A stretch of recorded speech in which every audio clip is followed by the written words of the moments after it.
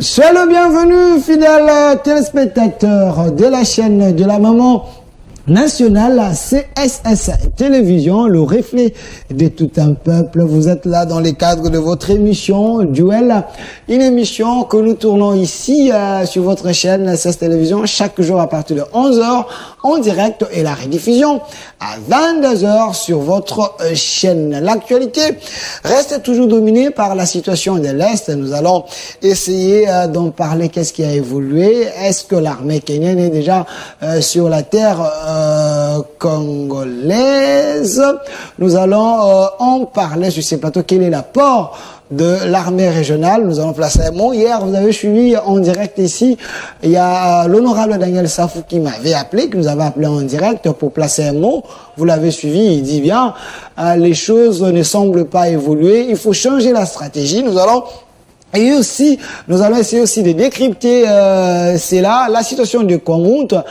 J'ai suivi Madame Rita Boula interpeller le Premier ministre, le président de Deschambres pour essayer un peu d'intervenir car la situation est grave à Maïndombe. Il y a les infiltrés. Alors nous devons trouver la solution à ces coins-là. Les tensions presque partout dans nos provinces, selon ce qui circule dans les réseaux sociaux. Kinshasa est encerclé. Est-ce vrai ou faux? Nous allons en parler. Les changements dans le commandement militaire. Il y a la nomination de Monsieur Christian Chiwewe et l'autre. Nous allons essayer aussi de placer un mot. Qu'est-ce qui a fait qu'on puisse nommer le nouveau général, les gens qui peuvent prendre la relève à la place du vieux Mbala, Célestin Mbala, moi que je me trompe. Nous allons essayer d'en parler. Processus électoral en 2023. Est-ce qu'il y aura de bonnes élections ou pas? On a même fait une commission pour entendre M. Denis Sanga autour de ces révélations de 21 000 $ qu'a percevé ou que le député sont en train de percevoir, lui et l'honorable Jean-Baptiste Kassekwa. Nous devons voir clair de ces côtés-là. Nous en parlons sur ces plateaux avec mes invités, mais le premier, il est déjà là. Lui s'appelle M. Mike Garidiana. Il est ici, il est éditorialiste, journaliste, analyste et politique. M. Mike Garidiana, soyez le bienvenu. Merci beaucoup, chers confrères, et c'est toujours un plaisir de retrouver ce beau plateau de CSTV. Souvent, quand je vous invite, je commence souvent seul l'émission avec vous. C'est parce que vos co-débatteurs ont peur de vous ou comment? Non, ça sera trop prétentieux de le dire. C'est juste que je suis trop ponctuel en matière de temps. Okay. Donc, les autres vont arriver certainement après. Voilà, il y aura M. Bazin Pembe, si tout va bien avec M. Hibert, qui également va prendre part à l'émission d'aujourd'hui. Mais avec vous, nous allons essayer un peu de décrypter toutes ces grandes lignes de l'information. Mais M. Garidiana, la première question d'abord. Quelle analyse faites-vous à nos confessions religieuses? Ça, c'est une question de curiosité. Parce que il y avait 8. Les CC et la Senko, ils ont quitté. Les 6 confessions restantes sont en train de faire les nécessaires. Pensez-vous qu'il faut laisser ces 2 confessions en dehors et aller avec les 6? Parce que nous voulons qu'il y ait les bonnes élections en 2023. Est-ce que l'apport de ces 2 confessions religieuses est redoutable? Merci pour la question. C'est vrai que on a suivi tambour battant les déclarations et les boycotts de l'Église catholique et l'Église protestante, notamment sur la question du processus électoral. Mais selon mes nouvelles, je crois qu'il y a eu déjà des discussions en interne qui semblent désamorcer la bombe avec les autres confessions religieuses. Teddy Kadima fait de son mieux avec les autres institutions pour pouvoir rencontrer régulièrement l'Église catholique et les CC particulièrement pour essayer de trouver un consensus. Mais si vous voulez mon avis sur les confessions religieuses, je vais vous donner un avis simple. Ce que j'ai l'habitude de dire aux gens depuis un certain moment, les églises ne sont pas épargnées de la vague du politico-centrisme de la vie de la République. C'est-à-dire, la politique a pris tellement le pas, a tellement pris de place. La politique est devenue tellement providentielle que les autres structures de la société se sont raccolées à la politique. La politique a eu une mainmise tellement forte que il est difficile de pouvoir suivre une sorte de démarcation. Chaque entité a perdu de ses valeurs pour cette fois-là faire le lit ou encore répondre aux desiderata des politiques. C'est pas à vous que je veux rappeler ici que quand vous regardez par exemple le pouvoir traditionnel, tous les chefs coutumiers sont devenus des caisses de résonance de politique. Ils sont pour la plupart ici à Kinshasa pour avoir de l'argent. Sur leur sol, ils ne sont là que pour trancher des problèmes, des ventes de terres. Mais les conflits parcellaires. Pas que le conflit parcellaire, ils entrent même pas dans le conflit parcellaire. Pourtant, ils sont même à la base, de ces conflits-là. Parce qu'ils peuvent vendre le même titre à 2, 3, 4 personnes. Oui. Donc, vous comprenez qu'aujourd'hui, l'une des raisons, je sais qu'on va arriver sur les questions de l'insécurité, notamment dans la partie Kwamouth, mais vous verrez que tout ça est ce que moi j'appelle une implosion sociale.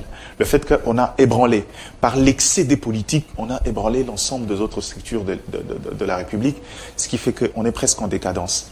Et cette politique-là qui a fini par détruire un peu les autres structures, se sent débordée et se rend finalement compte que cette providence qu'elle essaye de vanter tant, n'est pas en soi une bonne réalité et qu'aujourd'hui ça inquiète un peu ses perspectives. Donc les confessions religieuses sont devenues un peu comme, vous savez, c'est vrai, on les a mis dans cette composante société civile qui du reste est devenue presque la branche séculière de la politique.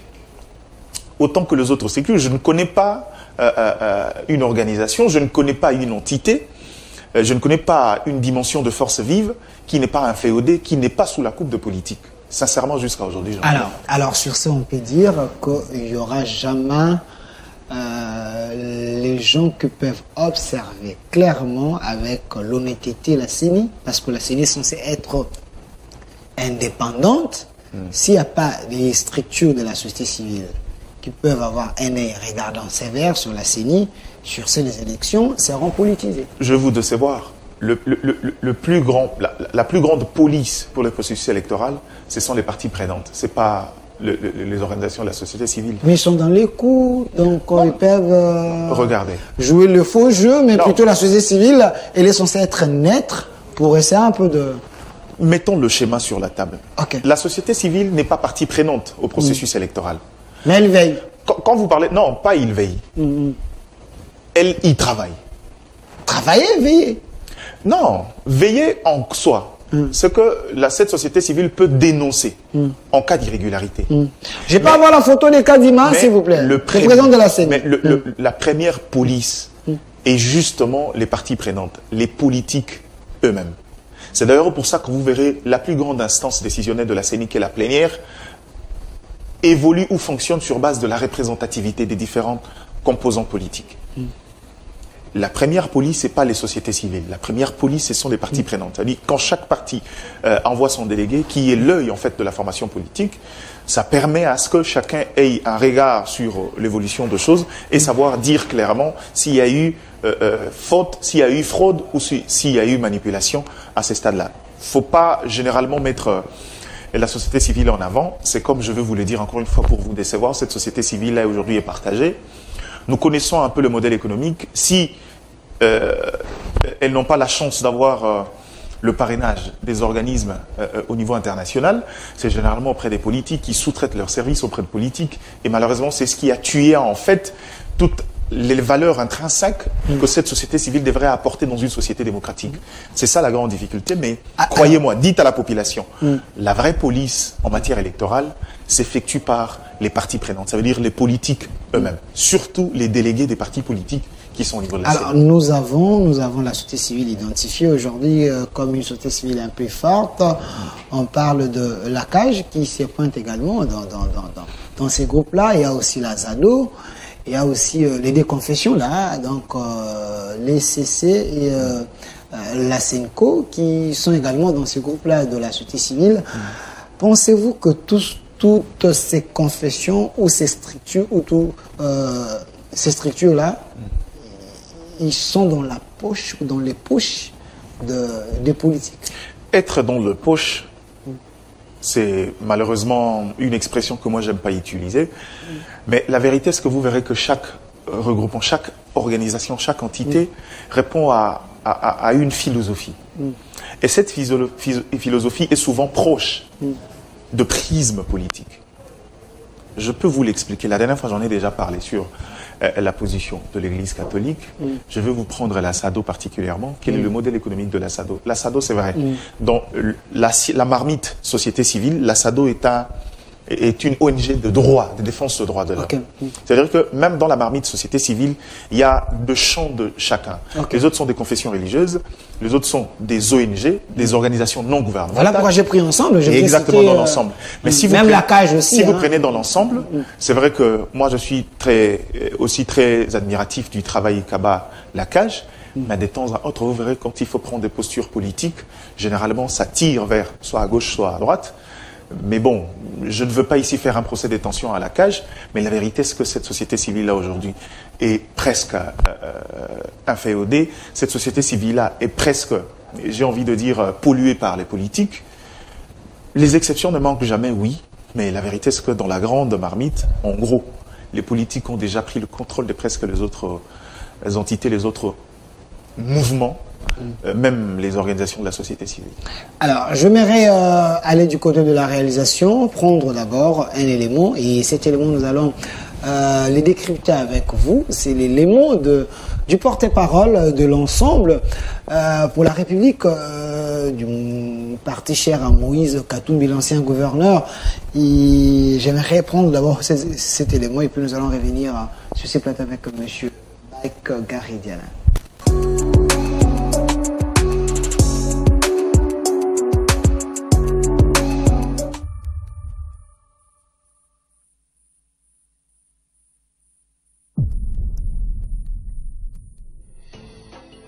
À la veille des élections générales, de très graves incertitudes assombrissent l'horizon de notre pays. Il s'agit notamment de l'insécurité endémique dans les provinces de l'Est. L'occupation prolongée de Bunagana par le M23 est de plus en plus préoccupante. Tout comme les massacres perpétrés chaque jour dans l'indifférence générale par les EDF dans le grand nord du Kivu et en Ituri. À l'ouest, aux portes même de notre capitale, la recrudescence des violences dans le Maïndombe et le Kwilu menace très sérieusement la paix. Dans toutes les grandes villes, l'insécurité grandit. Les revendications sociales se multiplient. Elles sont souvent durement réprimées. Médecins, fonctionnaires, professeurs d'université se retrouvent régulièrement dans la rue. Le tableau général est sombre. Partout, l'autorité de l'État est menacée. Plus rien ne rassure les Congolais. Dans ce contexte, notre population est de plus en plus impatiente de désigner dans des élections libres, démocratiques, transparentes et inclusives ses futurs représentants à tous les niveaux. C'est pourquoi c'est à la satisfaction générale que M. Kadima, le président de la CENI, a rejeté le vote électronique et porté son choix sur le vote semi-électronique avec bulletin papier comme en 2018. Ainsi que sur la publication immédiate des résultats dépouillés bureau de vote par bureau de vote. Désormais, il nous faut tous nous préparer à la grande campagne d'enrôlement des électeurs dont le démarrage est prévu en décembre prochain. Pour éviter un nouveau chaos électoral, il est crucial d'être fixé dans les meilleurs délais sur le calendrier électoral. Les autorités du pays doivent savoir que notre population ne transigera plus avec leur maintien au pouvoir au-delà de la fin de leur mandat tel que prévu par la Constitution. Tout le monde est pressé d'en finir avec la faim, la misère, le chômage, l'injustice et la peur du lendemain. Il est donc impérieux que les élections se tiennent dans les délais. Il est hors de question de prolonger indûment des mandats qui seraient expirés. Soyons clairs, pas une minute de plus ne doit être accordée à ceux qui sont censés nous représenter au-delà de la limite fixée par notre Constitution. Pas une minute. De retour sur ces plateaux après cet élément du porte-parole du président de l'ensemble pour la République, l'ancien gouverneur, M. Moïse Katumbi. Lui, la personne qui a parlé s'appelle Olivier Kamitatou, le porte-parole de M. Mike Garidiana. Je précise que vous êtes analyste politique, journaliste. Alors, vous avez suivi M. Olivier Kamitatou. Quelle est votre analyse d'abord sur ce qu'il a dit sur les élections? Nous devons aller petit à petit, de manière de décrypter ces messages, parce que ça fait couler beaucoup d'encre et salive, hein, à l'omolo. Merci. Je veux d'abord dire une vérité, c'est que j'ai un faible pour l'art oratoire d'Olivier Kamitatou, avec qui j'ai d'ailleurs travaillé au ministère du Plan, que je profite pour saluer à l'époque. L'introduction de ce podcast est très parlant. Je vais vous donner mon point de vue d'un communicateur stratégique. C'est que il a utilisé ce qu'on appelle une communication anxiogène. Parce que le politique, on a l'habitude de l'utiliser souvent, c'est que on alarme, c'est-à-dire cette approche alarmiste. Okay. On commence par un mot fort et doté d'un grand symbolisme. Quand il dit l'incertitude plane. Okay. Le mot incertitude remet en question les ensembles des agrégats, soit politiques, même économiques. Dans les doutes. Fait planer le doute sur l'ensemble de la dynamique en matière de gouvernance. Okay. Et généralement, c'est un élément très captivant. Mais le Combleski n'a pas tort quand il parle de l'incertitude. Okay. Je rentre dans le décryptage parce que le fond, c'est les questions électorales. Quand il dit l'incertitude plane, la vérité, c'est une vérité de fait. Maintenant, le problème, c'est que moi, j'aime toujours poser des questions d'ordre existentiel. C'est que l'incertitude plane du fait de quoi ou de qui. C'est à ces niveaux-là maintenant qu'il faut faire la nuance. L'incertitude plane parce que le Congo a une maladie, quand on parle du processus électoral, c'est le côté de la mentalité politique. Je peux vous les justifier en donnant un exemple, c'est qu'aujourd'hui, les politiques ont souvent du mal à prendre l'essentiel quand il faut discuter sur la marche des questions électorales. Pour plusieurs raisons, j'ai déjà dit sur ces plateaux. Les gens viennent avec des agendas, ce n'est pas l'ensemble de la classe politique qui veut avoir les élections en temps. De manière apparente, ils ne peuvent pas le dire. Mais de manière stratégique, dans le fond, il y a des partis qui estiment qu'il faut emmener les choses vers le pourrissement pour finalement, cette fois, bénéficier d'une certaine largesse. Et nous, c'est faire une petite position. Les élections, c'est de l'argent. Les élections, c'est aussi, j'ai envie de dire, l'ancrage politique. Beaucoup de partis savent qu'ils n'ont pas les deux éléments. On compte sur l'éternelle tradition de dialogue pour cette fois-là prendre part à la gestion de la République, bénéficier un peu du trésor public, c'est faire un peu de fonds et cette fois-là aller compétir aux élections selon les ambitions des uns et des autres.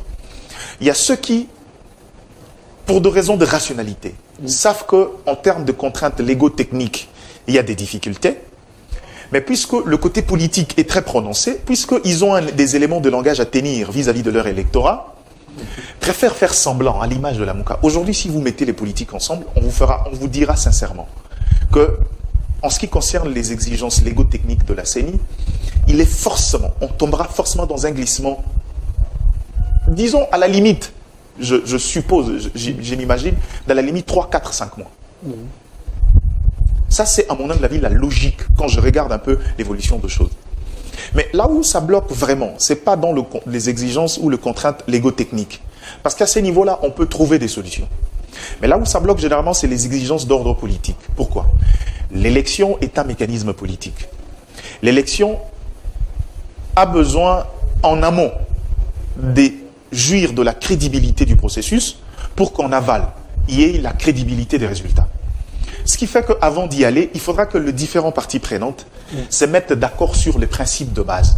Mais ce qui n'est pas le cas. Quels sont les principes de base? Mais ce qui n'est pas le cas, voilà pourquoi Olivier Kamitatou parle de l'incertitude. Parce que là, vous voyez le PPRD, vous voyez la Mouka, tout le monde ne sont pas d'accord avec l'équipe de Kadima, l'équipe actuelle de la CENI. Sur ce, l'équipe est entre les mains du régime.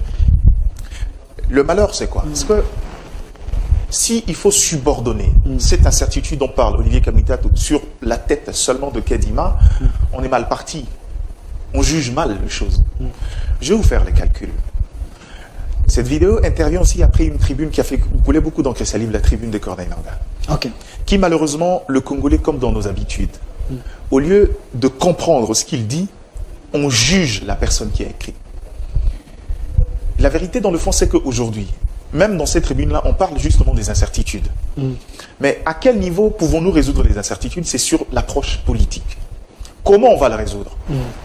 Est-ce qu'aujourd'hui, décider d'annuler l'élection de Denis Kadima est un élément qui favorise justement cette, j'ai envie de dire, ces consensus? Parce qu'il ne faudra pas oublier, on a l'exigence constitutionnelle de tenir les élections dans le délai, maintenant aussi l'obligation éthique, morale et, j'ai envie de dire, sociétale d'organiser des bonnes élections. Alors, si Kadima, c'est une personne douteuse, un élément qui peut créer des tensions en 2023, parce qu'il n'est pas crédible selon d'autres regroupements politiques, est-ce qu'il ne faut pas voir mieux? Essayer de pousser les choses et bien organiser les choses pour qu'on ait les élections apaisées, pour que l'incertitude ne puisse pas avoir lieu. Vous revenez sur ce que je dis. Le politique congolais a la fâcheuse tendance d'aller discuter sur les conséquences au lieu de chercher les causes. Okay. La question, c'est que si on décide de mettre Denis Kadima de côté, qu'est-ce qui rassure que cette fois-là, on trouvera un consensus autour d'un autre candidat? Il ne faudra pas oublier que Denis Kadima est arrivé après 2 élections. Il y a eu un prédécesseur qu'on a réquisé, Rossard Malonda, pour que finalement Denis Kadima arrive. Mais je crois, à mon humble avis, l'une des raisons, c'est vrai que les personnes peuvent être source de problèmes un peu à la manière de Kadima, mais à mon humble avis, voilà le débat à ces niveaux, le commentaire, et je crois que ça peut être ça l'esprit dans la tribune des Nanga. Le côté politique peut arranger les choses parce qu'il ne faudra pas croire que Denis Kadima est un homme providentiel. Si on a récusé Rossard Malonda, c'est parce qu'on estime que lui, à l'époque, en tant que secrétaire exécutif de la CENI, il avait joué un grand rôle. Donc, il y a des postes sur quoi on peut discuter au lieu de faire la fixation sur la présidence de la CENI. La première des règles qui peuvent désengorger ou encore désamorcer la bombe maintenant, c'est faire d'abord un effort au niveau de la plénière. Remettre les partis politiques dans leurs droits en termes de représentation des délégués. Hormis les délégués du pouvoir, les autres partis de l'opposition, 95% ne se reconnaissent pas aux délégués qui sont au niveau de la CENI. Donc les Didier Manara et les autres Manara, les ils doivent quitter l'équipe de la CENI et les remplacer. Commençons d'abord par donner une certaine confiance aux différents parties prenantes en ayant leur représentation au niveau de la plénière. Je crois, à mon humble avis, quand on parle du changement, c'est la meilleure solution, à mon humble avis. Parce que si on décide de mettre Kadima aujourd'hui, c'est vrai, on peut faire une fixation sur les personnes, mais on remet la machine en arrière. La question, c'est que qui sera comptable? À qui reviendra la responsabilité de ce glissement voulu et occasionné par des décisions politiques? À mon humble avis, le problème n'est pas forcément revenir sur le tour de Kadima, mais faire en sorte qu'autour, dans cette composition de la CENI, que chaque partie prenante ait un droit de regard et que chaque partie prenante soit impliquée dans la marche du processus électoral. Et cela n'est pas forcément question d'individus comme Corneille Nangaa et comme, Denis Kadima et les autres, ou comme c'était le cas de Corneille Nangaa à l'époque. Mais le problème, c'est plutôt faire en sorte que chaque parti s'identifie par son représentant et qu'il y ait une certaine transparence dans les décisions rendues par la plénière de la CENI, mais aussi dans les décisions prises pour assurer la bonne marche du processus électoral. Voilà mon point de vue sur ces élections, au lieu de faire une fixation sur Denis Kadima. Parce que pour Denis Kadima, il a déjà dit, il ne cesse de le répéter, si on lui donne le moyen, il est possible d'avoir les élections en temps, ça c'est ce qu'il dit. Il ne faudra pas avoir la fâcheuse habitude de qualifier les infractions avant les actes. Je le pense aussi parce que cette CENI-là a quand même quelques acquis. En termes de machines à voter, il y a plus de 30% de machines encore utilisables qu'on peut utiliser, c'est-à-dire qu'il faut juste compléter le reste. Le problème, c'est au niveau de l'enrôlement et de la cartographie, où il y a des différends en termes, dans le tandem entre le finance qui doit provenir du gouvernement et l'exécution qui doit être appliquée par la CENI. Donc, je crois qu'encore une fois de plus, quand vous regardez le problème de la CENI actuellement, c'est qu'en amont, il y a un problème d'ordre politique qui est l'alimentation régulière de sa rubrique d'opérationnalisation qui finalement fera découler le reste du process. Cette CENI a commencé la cartographie qui malheureusement aujourd'hui ne sait pas aller jusqu'au bout pour des raisons de moyens. Cette CENI-là continue malgré tout. Après le lancement. Mais j'avais suivi quand même le ministre des Finances qui avait dit qu'il n'y a pas de problème de ces côtés-là. Ils doivent donner ce qu'il faut à la CENI pour qu'on ait les bonnes élections. Nous avons le budget qui avoisine 14 milliards. Donc, est-ce qu'on peut avoir le problème de l'argent où il n'y a pas la volonté politique de donner à la CENI ce qu'il faut? Je ne sais pas s'il faut parler de question de la volonté, mais je vais être très sincère. Je suis quelqu'un qui a l'habitude de parler sans filtre. Je crois qu'il y a plutôt un problème de bataille acharnée sur le finance de la CENI. Je crois qu'il y a un groupe de gens placés, des membres du gouvernement, qui estiment qu'il faut prendre le contrôle de l'argent de la CENI, ce qui fait que on envoie les... C'est ce que vous pensez ou c'est une vérité? C'est une réalité. Comment ça? Les faits nous le prouvent. Parce que vous ne pouvez pas donner à moi, par exemple, la tâche d'organiser les élections. Vous me payez mon salaire. vous me payez mes indemnités, vous payez, vous prenez en charge tout ce qui est lié aux charges fixes, mais ce pourquoi vous me donnez, c'est-à-dire la rubrique opérationnalisation, qui va me permettre de faire justement le travail pourquoi vous me payez, vous ne me le donnez pas. C'est ce que Kadimi est en train d'expliquer. Mais c'est ça le problème de la CENI. Donc soyez là pour la beauté de la CENI. En réalité, les tâches voulues, vous n'allez pas les faire parce que nous avons... La première des choses, c'est que pour pouvoir avoir une mainmise, pour amputer un peu la CENI de ses responsabilités, on élargit le processus d'enrôlement à l'identification de la population. Parce qu'on sait que c'est un travail en amont qui sera fait par le NIP et que la CENI sera obligée de se contenter d'un fichier qu'on va lui transmettre et d'extirper les électeurs. À mon humble avis, il n'y avait pas urgence en cet instant. C'est ce que vous pensez. Même si je commence à voir... Il y avait nécessairement le besoin d'identifier les Congolais. Avec ce qui se passe en RDC, est-ce que vous voulez qu'on aille aux élections avec des gens que nous ne maîtrisons pas, ou il faut aller aux élections avec le vrai Congolais? Donc l'identification, ce n'était pas une condition importante pour aller aux élections. J'étais en train de dire, je pense que ce n'était pas prioritaire, même si c'est très nécessaire et très important. Il y a une nuance. Il y a une nuance. C'est-à-dire, de toutes les façons, tout peut être utile, mais pas important forcément. C'est-à-dire que c'est utile en tant que personne, en tant qu'humain, il est logique qu'on ait des identifiants qui font valoir nos droits de Congolais. Naturellement, c'est une carte d'identité en bonne et due forme qui fait voir à tout le monde, même partout où je passe, que je suis Congolais. Qu'on ne me juge pas de par ma morphologie, qu'on ne me juge pas par ma manière de parler, par des clichés, mais que je sois en mesure de brandir haut et fort et à n'importe quel endroit que je suis Congolais. Voilà pourquoi j'étais avec un diaspora qui m'avait dit qu'est-ce qui prouve que vous êtes Congolais? Rien ne prouve parce que vous êtes des sans-papiers dans votre pays. Et sur ce, nous devons avoir une identité pour... Ça, c'est une autre discussion. Je peux contredire cette personne-là qui me pose la question, qu'est-ce qui prouve que je suis Congolais? Il y a beaucoup d'éléments qui peuvent prouver la suffisance. Je peux lui brandir mon passeport qui prouve que je suis Congolais. Mais en réalité, ce qu'il y a une nuance, c'est que l'identité nationale est important. C'est très important. Ça, on sera d'accord. Mais de là remettre en question la capacité de prouver que je suis Congolais, c'est limite. Donc, en quelque sorte, aujourd'hui, et aussi, je crois que cette importance a quand même évolué avec le contexte sécuritaire maintenant. Je suis sûr qu'on va y arriver, qui nous conditionne et qui, à un certain moment, nous fait reculer un tout petit peu dans cette posture, dire que non, je crois qu'à ces moments ici, il devient impérieux et très nécessaire de pouvoir identifier les Congolais et assurer un peu la territorialité. Donc, Denis Kadima est pris en sandwich. On a élargi un peu les choses pour qu'on n'aille pas les temps. À la base, c'était fait pour autre chose, mais les contextes aujourd'hui peuvent sembler valider cette thèse-là, de pouvoir forcément avoir les identifiants dans les jours à venir. Merci, monsieur Maïgari Diana. Alors, je rentre du côté de la réalisation parce que Olivier Kamtata a aussi parlé de la situation des Kwamount. On aimerait également avoir les représentants de la province, donc Maïndoumbe, pour essayer un peu de placer un mot par rapport à cela. Prenons l'élément avec Rita Boula et certains représentants de la province et puis nous allons revenir.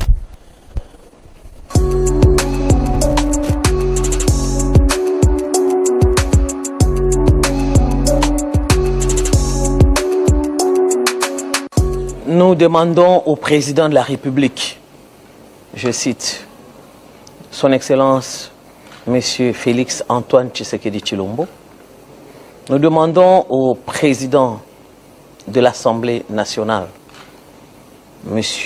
Mbosso, nous demandons aussi au président du Sénat, M. Bahati, qu'il puisse prendre des décisions, au chef du gouvernement aussi bien sûr, M. Sama Lukonde, de prendre des décisions en temps réel. Pour moi, le pays est en guerre. S'ils ont choisi Kwamoutou, c'est parce que c'est l'entrée de Kinshasa. Et nous voulons que les décisions se prennent en temps et à l'heure. En temps et à l'heure, afin d'agir. Nous sommes infiltrés, il y a une main noire, alors attaquons le problème à la source et sécurisons nos territoires.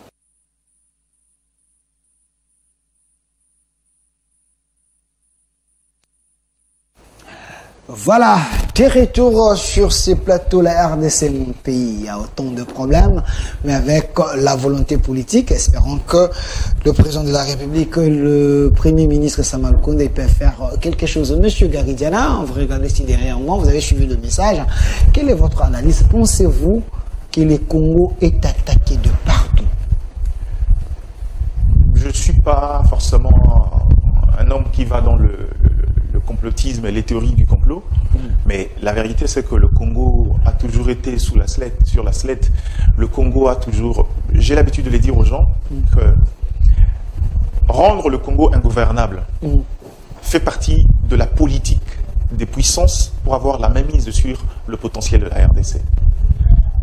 Parce que laisser à un Congo, avec tout ce qu'il regorge comme ressources, être indépendant, avec une gouvernance assurée sur l'ensemble du territoire national, c'est aussi créer une sorte de liberté de pensée, liberté de gouvernance, et finalement perdre le terrain sur le Congo. La question est simple, j'aime le faire comprendre aux Congolais, c'est que le pourquoi de ces problèmes sempiternels de la guerre de l'Est, vous comprendrez qu'il y a des implications jusqu'au point où la MONUSCO se déclare moins outillée face au M23. C'est parce que ça répond à une politique définie pour finalement mettre le Congo à genoux et continuer à piller ses ressources. Ça, c'est une vérité, on peut le dire de manière simple, on peut l'entendre 10 000 fois, c'est une réalité.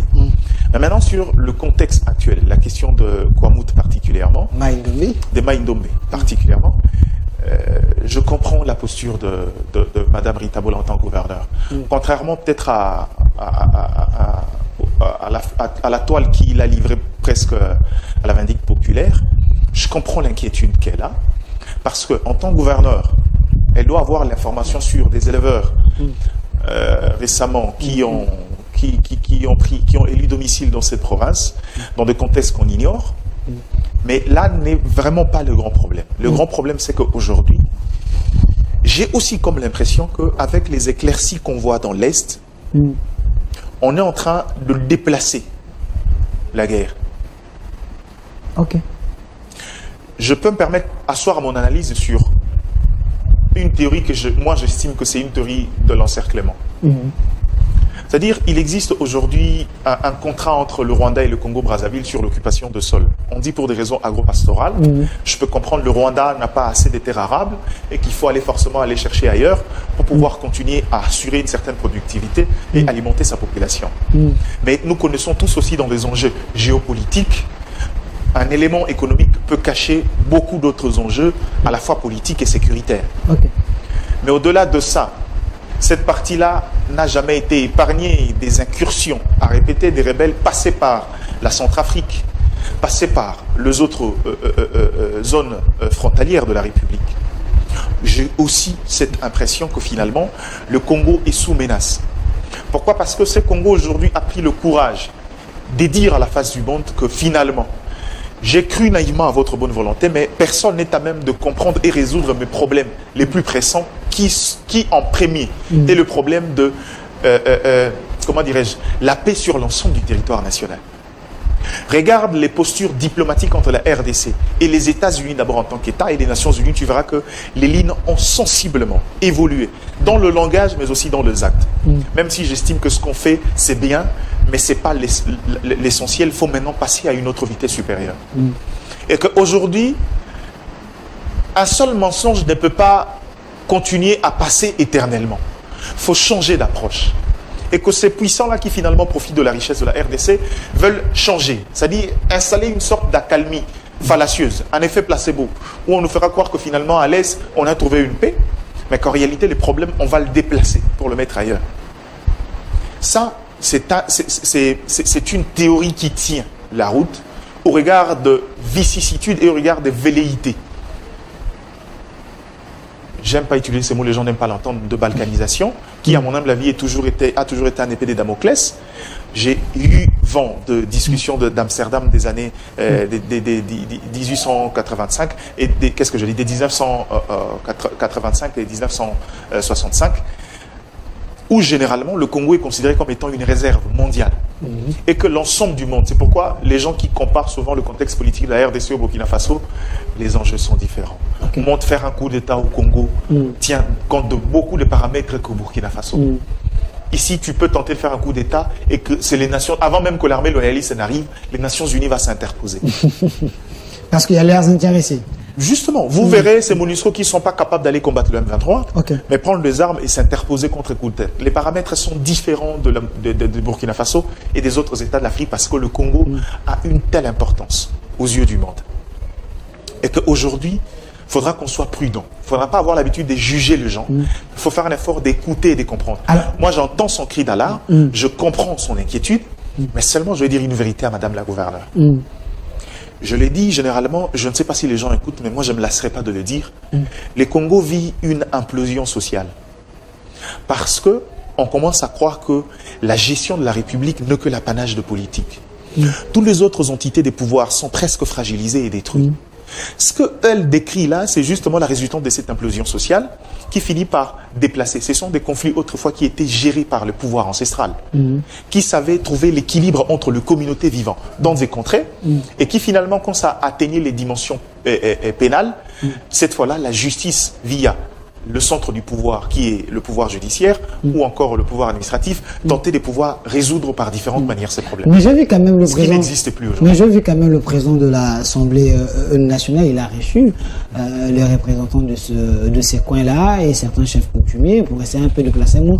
Mais quand Madame la gouverneure dit que ils ont choisi Maïnombe parce que c'est l'entrée de Kinshasa, qu'est-ce qui inquiète?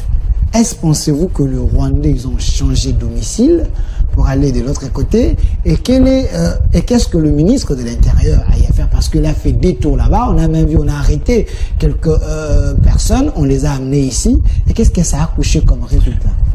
Même si vous suivez la déclaration du VPM de l'Intérieur, vous vous rendez compte qu'il y a cette inquiétude-là. Il a, en d'autres termes, émis les mêmes inquiétudes que la gouverneure. Parce que c'est une situation très urgente qu'il faut prendre au sérieux. Je comprends, lui, de par son statut de VPM de l'Intérieur, c'est un peu un flic. Il ne peut pas faire des déclarations tendant à créer de la panique. Pas tout dire. Il ne peut pas tout dire. Il a le devoir de réserve parce qu'en tant que flic, il doit éviter toute tension, il doit éviter toute situation alarmiste qui peut encore engendrer beaucoup plus de problèmes que résoudre. Mais je comprends maintenant. Ça aussi, c'est dans la dialectique. Madame la gouverneure a peut-être eu des difficultés, n'a peut-être pas su se contenir, n'a peut-être pas mesuré la portée dans sa narration. Mais en réalité, elle est quand même la présidente de la province, représentant du chef de l'État. Quand elle voit sa population ou son peuple en train de détruire, parce qu'il faut noter qu'il y a eu des morts, hein, il y a eu des morts, il y a eu des tensions. Même les gens qu'on avait arrêtés, semblerait que ces gens-là ne parlent aucune langue de la RDC. C'est une inquiétude. Mais est-ce que vous comprenez que finalement, c'est les éléments de cette possession-là, c'est-à-dire le fait que dans le conflit dit communautaire, mais qu'on retrouve des acteurs qui ne sont ni de tel ni de l'autre qui n'est ni de deux communautés protagonistes. Ça pose un problème. C'est là où je vous dis, on ne peut pas minimiser le problème quand il commence à y avoir de l'apport externe dans des conflits d'ordre communautaire. Ça veut dire que c'est des gens qui se reposent sur des problèmes internes réels pour servir une cause beaucoup plus grande que le conflit. C'est là où je vous disais que je suis d'accord que je suis de ceux qui pensent aussi que il y a une dynamique allant dans ce sens-là, mais que cette dynamique, malheureusement, trouve le lit sur le problème qu'on a déjà en interne, cette implosion sociale qui facilite un peu la tâche à ceux qui veulent apporter ces complots-là. Mais aussi parce que dans les enjeux, je comprends que finalement, on a fait trop focus. Puisque le Congo parle beaucoup, le monde entier commence à avoir un regard sur la guerre de l'Est. On veut déplacer les problèmes sans forcément résoudre ou perdre la main dans le fond par les puissants qui veulent avoir le contrôle de la RDC. Et ça, c'est une théorie malheureusement qu'il ne faudra pas prendre à la légère. C'est une réalité de fait. Mais maintenant, le problème, c'est qu'il faudra que le service d'intelligence arrive à apporter beaucoup d'informations. Madame a eu vent, c'est la numéro 1 de la province. C'est-à-dire, elle a eu vent de ces éléments venant des services d'intelligence qui l'a inquiété quand on sait qu'on est déjà en état de guerre, un état régulièrement menacé par certains pays voisins sous la bénédiction de puissance. Alors, M. Garizana, une question de curiosité. Vous êtes quand même journaliste. Hein. Il y avait un moment où on parlait de bétail qui entrait de ces côtés-là. Il y avait des enquêtes. Est-ce qu'il y a eu la conclusion de ces enquêtes pour savoir qui était le propriétaire, ainsi de suite? Peut-être c'était le début du problème. Vous savez, si vous voulez domicilier une population, apportez un semblant de réponse à leurs problèmes.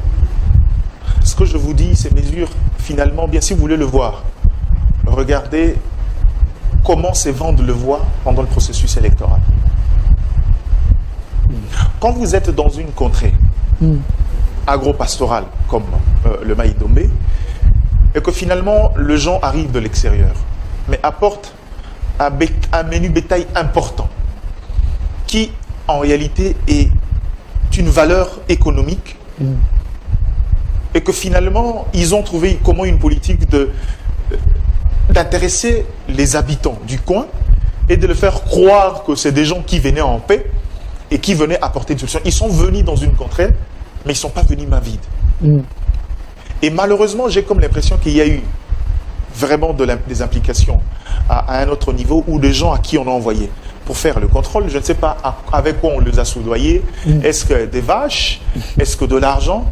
On ne sait pas. Mais finalement, cette affaire-là a été classée comme ça, sans suite. On a même vu le déplacement de Mouzito, certains leaders. C'est là où on reviendra sur ce que je vous appelle, ce qui justifie justement cette implosion sociale, c'est que la défaillance des différentes structures qui devraient accompagner la politique de gouvernance générale. C'est-à-dire que même le contrôle, la sécurité, qui était une question de priorité, l'autosécurité devrait être une question préoccupante d'abord de la population sur place. Cette population, c'est vrai, quelques-uns ont dit haut et fort, ont dénoncé, mais en fin de compte, elle a fini par s'accommoder, cette population-là, avec ces contextes-là. Et qu'aujourd'hui, il y a des urgences, aujourd'hui, il y a des résultats de cette léthargie. Elle finit par établir un lien et comprendre que finalement, il peut y avoir un problème qui se cache derrière ces dossiers, du fait qu'on a accepté autrefois une situation qu'on ne devrait pas accepter et qu'aujourd'hui, on a payé.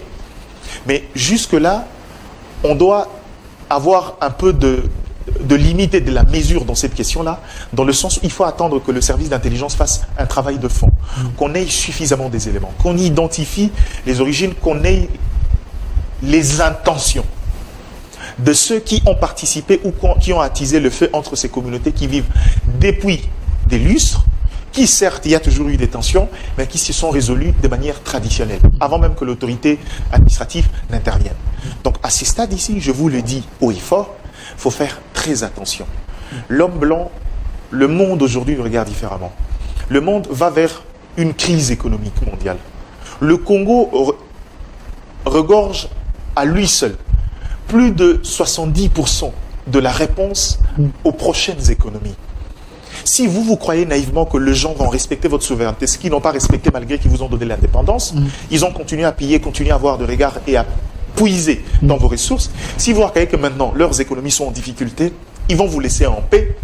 C'est non seulement être naïf, c'est aussi être con, permettez-moi cette expression-là. Donc à ces moments ici, il faudra comprendre que le monde dont il y a un regard sur nous, et le monde ne va pas le monde ne va pas se refuser de pouvoir profiter de ce que nous on a si nous ne savons pas comment l'exploiter, comment on l'utiliser. Alors, une question de curiosité. Est-ce que les patrons de la sécurité, c'est lui qui est censé protéger nos provinces, avoir un regard et surveiller le ministre de l'Intérieur, est-ce qu'il est à la taille du défi?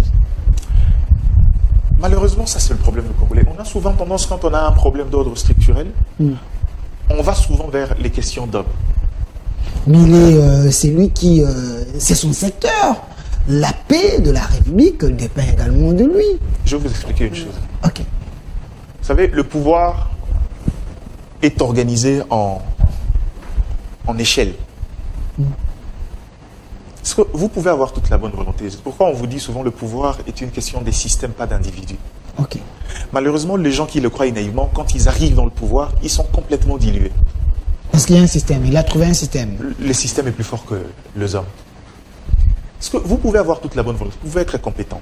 Mais dès lors que vous arrivez, Non seulement que c'est un système en bande organisée qui ne vous permet pas d'avoir accès à ce qu'il vous faut pour faire le travail, mais deuxièmement, vous arrivez, je prends le contexte du Congo, vous accédez à des hautes fonctions. La première des choses quand vous accédez dans des fonctions, c'est jeter un regard sur le background, le travail effectué par vos prédécesseurs, les différents rapports. C'est d'ailleurs pour ça qu'il y a une notion de remise et reprise qui établit la notion de la continuité. Mais est-ce que vous savez ce qui se passe généralement dans les remises et reprises? On prend symboliquement des signataires, on donne, mais dans le fond, tous les dossiers compromettants, on brûle. Et que quand on y accède... Mais Asselo a fait la passation avec Gilbert Kankoundé, donc et tous ils sont de l'UDPS. Je ne pense pas que Gilbert Kankoundé a caché ça. Évitons-nous souvent les débats d'individus parce que je vous parle du système ici qui est au-delà des hommes. Parce que vous vous rendez compte qu'aujourd'hui, je ne sais pas parler sur les questions des services d'intelligence, mais on peut voir que ces services-là a des failles.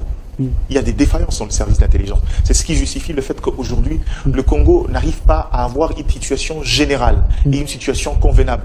Et ce qui lui arrive sur le plan sécuritaire pour apporter des solutions adéquates. Il y a de failles, ça c'est clair, il ne faudra pas qu'on se le cache. Mais maintenant, le problème c'est que est-ce qu'il faudra imputer la responsabilité directement de manière active aux hommes? Ça encore, c'est une paire de manches. Merci. Alors, nous devons rentrer du côté de la réalisation pour prendre la publicité, puis nous allons revenir pour essayer un peu de placer un mot sur la tournée du président de l'UNC, Vital Kamerhe à l'Est, et aussi essayer un peu de placer un mot sur la situation de Bunagana. Comment faire pour retrouver la paix, parce que le chef de l'État veut à tout prix pour qu'il y ait la paix à l'Est, parce que ceux qui meurent de ces côtés-là, ce sont des Congolais. Alors, prenons la publicité, nous allons revenir. De retour sur ces plateaux de votre émission Duel sur la chaîne de la Maman Nationale, la Maman Excellencia, CSS Télévision, le reflet de tout un peuple. Je suis sur ces plateaux avec monsieur Mike Gary Diana. Il est journaliste, il est analyste politique. On est en train d'analyser les grandes lignes de l'actualité de la semaine, les grands sujets qui ont bousculé l'actuel en République démocratique du Congo. On a essayé un peu de parler sur la CENI, les élections en RDC en 2023 avec l'équipe Kadima, une équipe contestée par la classe politique dans l'ensemble.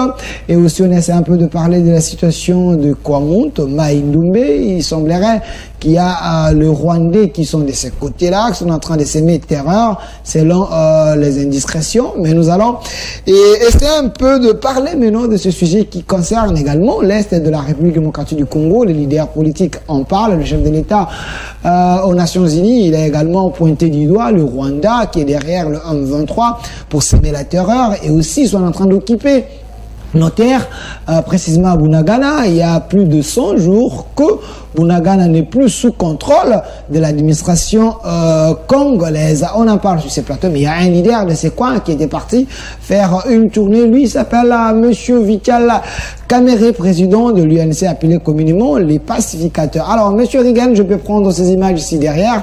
Monsieur Garidiana, regardez, ici derrière moi, vous voyez quand même le président de l'UNC, l'homme acquitté, Vital Kamerhe. Il était à l'Est, après essayer un peu de sensibiliser par rapport à cette question. Quelle est d'abord votre analyse par rapport à son accueil? Est-ce l'homme encore sa place des leaders du côté de l'Est? Ça sera une maladresse de pouvoir enterrer quelqu'un comme Vital Kamerhe 2 fois de suite, troisième aux élections présidentielles, avec des candidats comme Etienne Tshisekedi, Omoluba et les autres. Seulement, c'est que dans cet exercice-là, c'était un exercice politique qu'il se devait de pouvoir faire, dans le sens où, après qu'il soit en prison, on a tous vu ici des déclarations, c'est multiplié de la partie de l'Est, sa base naturelle. Les gens se sont indignés du fait qu'il soit allié et que finalement, qu'il soit aussi à la fois livré en pâture. Et une fois acquitté, une fois dehors, l'homme devrait aller rassurer sa base, devrait se présenter à sa famille. C'est un peu dans cet élan africaniste et surtout bantou que nous sommes. Après qu'on ait passé beaucoup de temps loin de la famille en prison, il fallait qu'il se présente à sa base naturelle, leur parler, leur donner des directives politiques, particulièrement à sa base politique, et leur dire en fait le fond de la pensée, parce que Vital Kamerhe est resté droit sur une logique où il veut rester partenaire du pouvoir en place. Et que malheureusement, c'était à lui de pouvoir convaincre cette base-là qui était un peu dégoûtée du fait de ce qui lui est arrivé. Découragé. pas découragé, mais vraiment, j'ai envie de dire, révolté, et que finalement, il fallait l'assurer. Mais l'autre objectif dans cette visite, c'était aussi du fait qu'il venait à peine de sortir, du fait qu'il a été vilipendé, du fait qu'il y a eu des ambitions qui sont nées de gauche à droite. Il fallait rassurer au chef de l'État qu'il garde encore la main et qu'il a encore la possibilité de pouvoir lui apporter suffisamment dans les dynamiques politiques à venir. C'est ce qui justifie aussi cette tournée à Manille, mobiliser, sensibiliser, parce qu'il ne faudra pas oublier. Selon de sources, il y a eu même des gens au sein de son parti politique, l'UNC. On cite généralement le ministre du Budget, Aimé Bougie, qui, avec l'incarcération de Vital Kamerhe, ont nourri des ambitions. Se sont même permis d'avoir de fonds pour aller donner des garanties au parti présidentiel que nous, on peut couvrir à l'absence de Vital Kamerhe et vous assurer un électorat dans la partie Est. Ils ont même fait des tournées, peut-être pas à l'ampleur de Vital Kamerhe, parce que c'est Vital Kamerhe quand même, mais du moins, il y a eu des ambitions qui ont été nées. Il devrait étouffer dans l'œuf toutes ces dynamiques, toutes ces ambitions qui visaient à le mettre, lui, sous le paillasson et le renvoyer en retraite anticipée politiquement. Et maintenant, la difficulté, c'est que quand il est parti, selon la plupart des amis qui ont accompagné Vital Kamerhe dans cette tournée, sa base sur place est catégorique. Au regard de ce qui s'est passé, Vital Kamerhe doit se séparer de son partenaire qui, selon le mot là-bas... Selon sa base? Oui, sa base de l'Est, okay. La plupart, partout il est... Ça, c'est dans le couloir. Oui, c'est dans le couloir, parce que sa base lui aurait formellement recommandé à Vital Kamerhe de quitter la barque Union Sacrée et de s'assumer politiquement en tant que responsable. Parce que ce qui est arrivé pour eux, c'était c'est cette situation qui a laissé un goût très amer. Une humiliation. Très amer, une humiliation que eux, jusque-là, n'arrivent pas à digérer. Mais la question maintenant reste à savoir, est-ce que Vital Kamerhe va suivre cette voie-là? Parce que dans les deux cas, il y a quelque chose à perdre et il y a quelque chose à gagner. Aujourd'hui, Vital Kamerhe sait que ses devoirs judiciaires ne sont pas encore finis. Il y a eu appel au niveau du parquet où on peut finalement à tout moment faire ressurgir l'affaire et le renvoyer vers le barreau si nécessaire, politiquement je dis. Cependant aussi, Vital Kamerhe sait aussi qu'aujourd'hui, décider de prendre l'opposition, c'est un terrain très vaste aujourd'hui où lui là, après avoir quitté l'opposition, une ou deux fois, par deux fois, est-ce qu'il va encore revenir? C'est quel discours qu'il va tenir vis-à-vis du pouvoir? Qu'est-ce qu'il dira à la base? Est-il en mesure de pouvoir, cette fois-là, mobiliser un électorat avec un discours de l'opposition? Ça aussi, c'est une donne. Est-ce que Vital Kamerhe ne peut pas écouter sa base, vu la situation? Il semblerait qu'au sein de l'Union Sacrée, il a aussi des adversaires très coriaces, comme Bahati Lukwebo, qui est également du coin. Il y a une guerre de leadership entre les deux. Cette bataille-là a toujours existé, mais si vous voulez mon avis, Vital Kamerhe a beaucoup de pas sur Bahati Lukwebo. Comment Bahati, il est bien représenté. Il a des députés, Kamerhe n'a... Je sais que vous parlez justement de la représentation législative. Oui, le poids politique aussi. Oui, nous connaissons une chose. Nous parlons en termes d'ancrage. En termes d'ancrage, on parle d'abord des candidats, c'est-à-dire en tant que leader. On parle. Et Bahati n'est pas leader? Si, ce que je dis, il est leader, mais je dis que Vital Kamerhe a quelques pas de plus que Bahati. Il est plus que Bahati. Il a quelques pas de plus que Bahati. Okay. Il y a une nuance à faire. C'est-à-dire, ce sont des leaders qui presque on peut mettre en alter ego, mais il y a l'autre qui a quand même une certaine avantage. Pour beaucoup de raisons. Dans le numéro 1 de l'Est, on peut dire que c'est Vital Kamerhe. En tout cas, s'il faut établir... Dans les chefs de l'État, s'il faut établir l'échelle maintenant, je crois que oui, Vital Kamerhe peut faire élire le chef de l'État, et il l'a déjà fait aussi, en 2018, il ne faudra pas oublier.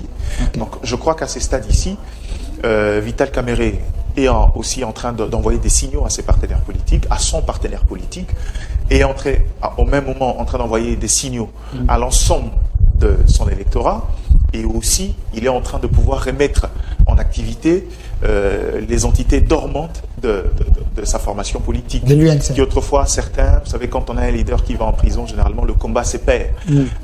Et que finalement, il fallait redonner vie, et on espère. Mais maintenant, la question, c'est que moi, je pense que Vital Kamerhe, le connaissant l'homme, parce que moi je le connais depuis 2 années, il restera cohérent comme il a pris la posture, comme il a déjà décidé de se souiller, comme il avait déjà pris l'engagement et la dynamique de rester fidèle au pouvoir en place, parce qu'il croit encore qu'il y a un deal politique à respecter, même si ça n'arrivera pas forcément en 2023 au regard du caractère fongible des accords politiques, mais je crois que c'est quand même quelqu'un qui, avec toute son expérience, a de la jugeote pour savoir prendre la bonne décision politiquement. Ok, Vital Kamerhe au sein de l'Union Sacrée, il est toujours sous les tickets du cash avec l'UDPS dans l'Union Sacrée.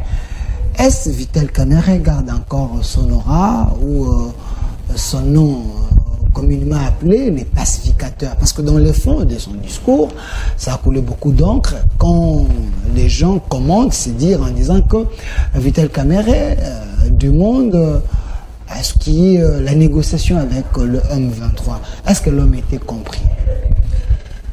Je ne sais pas entrer dans les allégations, mais je sais aussi une chose que par le passé, s'il y a eu des contacts et la possibilité de pouvoir discuter avec des entités de ce genre-là, il n'a jamais résigné, il n'hésite pas à s'émouiller pour aller faire. C'est-à-dire c'est un très bon négociateur, c'est vraiment un vrai pacificateur. Pas pacificateur. Être en mesure d'amener les négociations ne veut pas dire être pacificateur. Ça, c'est un surnom qu'on lui a donné, qui peut-être lui va, je ne sais pas. Mais je crois qu'en termes des valeurs, ce que Vital Kamerhe sait établir le pont. C'est vraiment un très bon négociateur. C'est quelqu'un qui sait convaincre. C'est vraiment un diplomate dans l'âme. Seulement, maintenant, là, sur la question du M23, de toutes les façons, s'il aurait dit déjà que c'est une position adoptée par l'ensemble de nos pairs africains, dans les différentes organisations sous-régionales qui estiment qu'à ce stade ici, il faille négocier, même si la majeure des Congolais, nous ne le pensons pas. Mais je crois que c'est pas une position qui fera de lui un diable. C'est-à-dire, il ne faudra pas oublier que cette négociation-là fait partie aussi de moyens, de solutions pour la paix. Mais ce n'est pas ce que le chef de l'État veut. Vous avez suivi le chef de l'État. C'est ça le problème. Aux Nations Unies, le chef dit il n'y a pas la négociation, il faut que ces gens quittent. Vous savez pourquoi il dit il n'y a pas de négociation?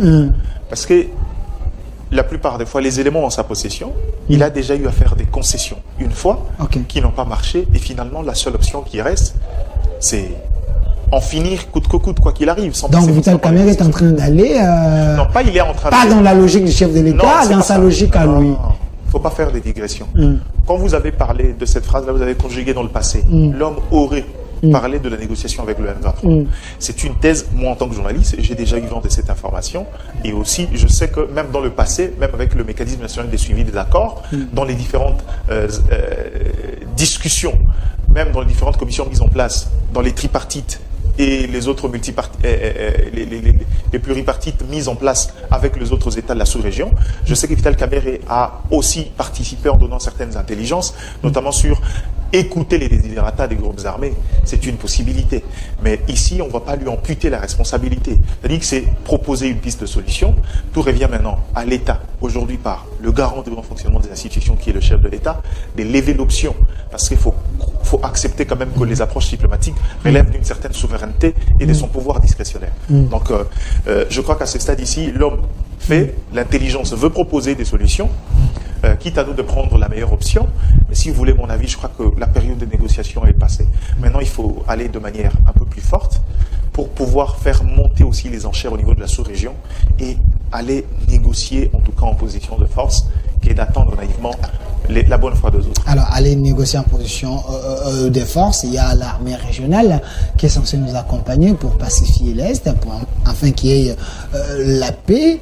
L'armée kenyane devrait en réalité entrer par Bunagana. Selon mes informations, il y aura déjà des contingents de l'armée kenyane à l'Est. Alors, le chef de l'État, lors de son interview sur France 24, il semble faire entendre à l'opinion publique que l'armée kenyane va se battre avec le M23. C'est dans la logique, c'est dans les accords. Il faut comprendre le chef de l'État. C'est une force régionale décidée autour de la présidence kenyane. C'est un accord signé avec l'ancien chef de l'État que le gouvernement actuel, fraîchement élu, a décidé de reconduire parce que la RDC est un partenaire privilégié kenyan. Et en des termes simples et clairs, je ne sais pas, depuis un certain temps émerge une compréhension autre de la déclaration de Naruto, qui pourtant semblait être claire. Il dit non, on n'y va pas pour des discussions et des discours. Notre souci, c'est d'installer une dynamique de paix dans dans la partie Est. Ok. Je ne sais pas comment les gens le comprennent pour aller, non, nous on ne va pas combattre. Je ne sais pas comment les gens comprennent ça. Mais la vérité, c'est que cette armée-là est venue pour apporter son soutien, son appui militaire et logistique et aller dans le combat. Cette armée dans les combats, c'est battre avec le prête M23. à s'engager, à se battre contre le groupe armé qui dérange la dynamique de paix dans la partie Est. Ok. Maintenant, le problème, c'est que est-ce que c'est une question de faire focus sur l'armée kenyane? Non, je crois que c'est une force. Il y a la force soudanaise qui doit arriver, les forces ougandaises qui sont déjà sur place. Mais l'Ouganda semble être en mèche avec le Rwanda. On ne compte pas trop sur l'Ouganda. J'ai déjà dit ici que dans une guerre entre la RDC et le Rwanda, il ne faut pas espérer sur le soutien de l'Ouganda. Il sera toujours du côté du Rwanda. Ça, je l'ai déjà dit et je le dis haut et fort. Mais maintenant, le problème, c'est que dans la question, dans la dynamique, je vais vous donner mon point de vue sur cette force régionale. Tant que le problème structurel va en demeurer, on n'aura pas résolu le problème. Je ne suis pas de ceux qui estiment qu'il faut instaurer une paix. Il faut instaurer une paix durable dans un territoire, à la limite, dans un État, en comptant sur les dynamiques externes. Ça veut dire que le jour où le tandem entre la RDC et le Kenya et les autres États de cette sous-région ne seront plus au beau fixe, tout ce qu'on aura bâti va s'écrouler. Donc, c'est un danger. À ce stade ici, combien de forces sous-régionales on a eu dans cette partie de l'Est? On a même eu le plus grand contingent de l'Organisation mondiale des Nations Unies sur notre sol. Bien que les mandats évoluent au fil des années, mais il n'y a jamais eu de solution. Je crois que c'est ça d'ici, il faut le faire. Il ne faudra pas aller dans les dynamiques sous-régionales. Il faudra identifier les difficultés de l'armée congolaise, le compenser avec nos frères de la sous-région, ceux qui sont du reste avec nous, et après, déjà mener des réformes qui vont permettre à ce que, dès qu'on gagne la bataille, d'occuper les territoires et d'installer l'autorité de l'État et d'assurer de manière pérenne, cette fois-là, la sécurité. C'est ça la stratégie, à mon humble avis. Laisser la conduite d'une opération militaire dans la partie Est au Kenya, nous on assure la vice-présidence, dans une dynamique sous-régionale, c'est encore une paix fragile. Parce qu'à la limite, ces armées-là sont appelées à partir un jour, ou à la limite, ces armées-là peuvent subir les effets de relations diplomatiques entre les États. Ok, merci Monsieur Garidiana, parce que vous dites qu'il faut également compter sur notre armée pour ne pas tomber dans les pièges. Si l'armée kenyane ou les autres armées se retirent, nous risquons d'avoir une armée pour protéger la République démocratique du Congo. Je peux avoir la photo du général Chiwewe, le nouveau Christian Chiwewe, le nouveau nommé par le chef de l'État qui a remplacé le général Mbala. Célestin Mbala. Vieillissant d'ailleurs. Voilà. Il va en retraite anticipée. Merci. Le nouveau général est là derrière nous, jeune, courageux, avec un CV à long métrage, quelqu'un qui peut relever les défis. Alors, Monsieur Garidiana, pensez-vous que c'est un bon choix d'abord de donner confiance à ce nouveau général, le général Christian Chiwewe, qui maîtrise bien son travail? Merci pour la question, mais vous allez comprendre une chose, c'est que j'ai un prisme qui est différent du prisme de tout le Congolais. Pas de problème. On a naïvement tendance à croire à la providentialité des hommes. Ça, c'est malheureusement notre problème. Ok. Il y a un commandant suprême de ces forces armées qui s'appelle Félix Antoine Tshisekedi Tshilombo. Le commandant numéro 1. Je sais, il ne faudra pas mettre les gens dans l'embarras. Le choix des hommes est déterminant en termes d'opérationnalisation, en termes de stratégie, le choix d'un management au sein de l'armée est important. Okay. Si vous voulez que je vous parle des Chiwewe, j'aime pas trop encenser les gens avant qu'ils me fassent le travail. Okay. Mais seulement, c'est parmi les rares militaires où, quand vous regardez dans son parcours, il n'y a pas trop de bêtes cochons dans son passé. Okay. Il n'est pas sous sanction, il n'a jamais été cité dans une malversation, il n'a jamais été cité dans un raid, il n'a jamais été cité dans une opération de tuerie, il n'a jamais été cité dans des cas illicites. Donc c'est un homme clean, un homme de confiance, quelqu'un... C'est trop dire, c'est pas parce qu'on ne sait pas que c'est un homme clean. Okay. La vérité, c'est que jusqu'aujourd'hui, il jouit de cette présomption-là d'être quelqu'un jusque-là sans problème. Appréciable. Appréciable. Et au-delà de ça, c'est quelqu'un qui vient quand même. Il était numéro 1 de la garde républicaine et qui sort d'une expérience avérée.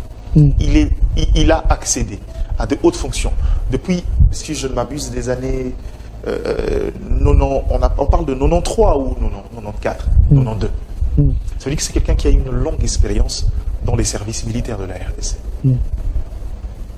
Sur lui, si vous voulez qu'on fasse un commentaire, je n'ai pas de commentaire à faire. Je dis, bon, on a changé, c'était impérieux, dans la mesure où on a besoin du 109. Le commandant Bala était déjà vieillissant, il est presque à la porte, ou sinon dans le 3e. Mais c'est une bibliothèque, hein, il faut toujours les consulter à tout moment. Non, mais ce qui est sûr, c'est qu'il reste. Il va en retraite, il reste une personne ressource pour l'armée. Ça, c'est une certitude. Mais maintenant, le problème, c'est que maintenant, c'est dans la phase, dans la stratégie, mais surtout dans l'accompagnement du pouvoir exécutif. Cette armée dont hérite le général Chioué maintenant, c'est une armée, comme on a l'habitude de dire, qui a beaucoup de tares, beaucoup de failles, beaucoup de vides en interne. Cette armée-là a besoin d'être réformée de fond en comble. Cette armée-là a besoin de réformes à la fois structurelles. Parce que cette armée-là a besoin d'être remise à neuf. La question c'est quelle est la conduite, quelle est la politique en définitive, quel est le degré des libertés et des moyens qu'on met à sa disposition pour amener à bon port. Ça, il n'y a que le chef de l'État qui Sur le plan du budget, quand même, on a augmenté l'argent pour notre armée. Il y a la volonté, quand vous parlez du budget, il y a le moyen qu'on met. Donc, ne me blessez pas. On a bien commencé l'émission. Si vous allez sur cette terre-là, c'est me blesser dans... Je ne vais pas vous blesser, mais je veux que vous puissiez pas. En réalité, ce qu'aujourd'hui, c'est comme je dis, évitons souvent de tomber vite dans cette forme de phobie qu'on a quand on nomme quelqu'un sur la toile, il y a son portrait, les gens parlent, ceux qui doivent chanter l'homme chantent l'homme. C'est un moyen de l'encourager, c'est un moyen de l'encourager, ceux qui veulent l'insulter. Qu'il a l'appui de la nation. Non, je veux reconnaître une chose, c'est que le fait de mettre son portrait fait partie de la dynamique de la transparence. C'est-à-dire permettre à chaque Congolais d'avoir, c'est une obligation, parce que dans la communication institutionnelle, il y a 3 volets. Il y a l'information, il y a l'animation, il y a la mobilisation, et l'armée n'en est pas épargnée. Dans le sens où, dans l'information, le Congolais, par principe de redevabilité, surtout qu'on parle de question de la sécurité, a le droit de connaître la personne qui gère le service aussi important comme le FARDC. Donc, je crois qu'à ce stade ici, c'est important. Mais maintenant, le problème, c'est que descendons de nos piédestals. Évitons de faire focus sur l'homme. Si on veut l'encourager maintenant, c'est pousser lui à faire son travail. Lui dire le vrai problème de l'armée, les peu que nous on connaisse, même si lui le connaît peut-être mieux que nous. Pas peut-être, il le connaît certainement mieux que nous. Maintenant, le problème, c'est qu'il faut le pousser lui à faire un travail de qualité. Et à ce stade, si je dis et je persiste, tant qu'il n'aura pas cette liberté et cet accompagnement intégral du commandant suprême des forces armées, qui d'ailleurs, du reste, selon mes indiscrétions, accorde beaucoup de confiance au général Chioué et l'écoute beaucoup, ce qui justifie justement son choix à ces niveaux-là.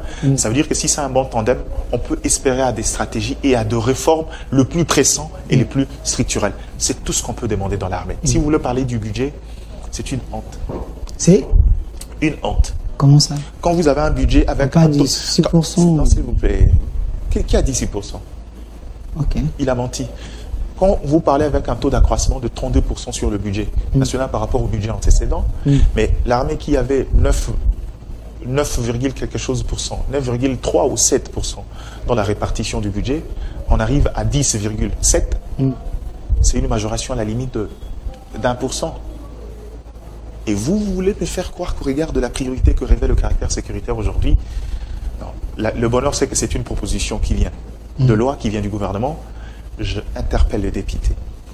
Et ça, c'est parmi les signaux qu'il faut envoyer au monde que cette fois-là, on veut en finir avec la guerre. Il faut doter d'un budget conséquent à cette armée-là et veiller sur les différents circuits d'approvisionnement et éviter qu'il y ait coulage des recettes, même au niveau de l'armée. Il faut le faire, sinon... C'est une honte qu'on risque de mettre à l'arrêt. Merci, monsieur Gary. Regardez la caméra. 1 minute.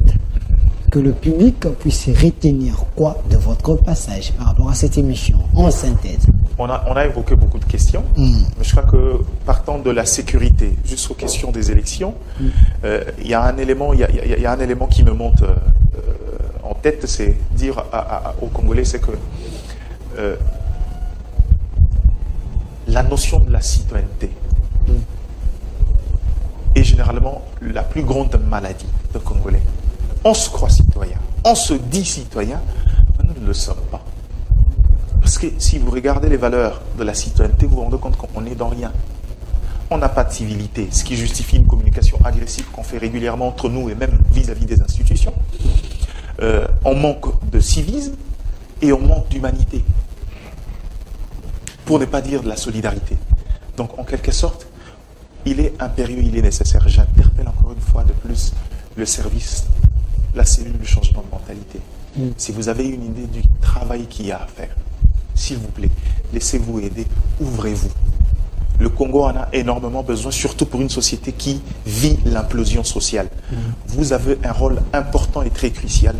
Il faut faire un effort de reprendre ces travaux aussi énormes. Je sais que vous souffrez de problèmes d'argent, mais il y a possibilité de trouver des voies et moyens pour que ce travail-là soit fait et de manière convenable, pour que finalement on essaye de résoudre le tard qui aujourd'hui nous tire vers les bas et détruisent l'État qu'on devrait être. Merci à Monsieur Mike Gary Diana, journaliste, analyste politique. Merci d'avoir répondu à notre invitation. C'est à moi de vous remercier de cette occasion. Merci. On a parlé avec Monsieur Gary Diana sur les dossiers des élections, également les dossiers du Kwangmount, et aussi on a cité par la tournée du président de l'UNC, Monsieur Vital Kamerhe à l'Est, et aussi on a glissé un mot par rapport à Bunagana et puis à l'armée régionale, et aussi il a donné des pistes et des solutions. Il a réfléchi comme un républicain.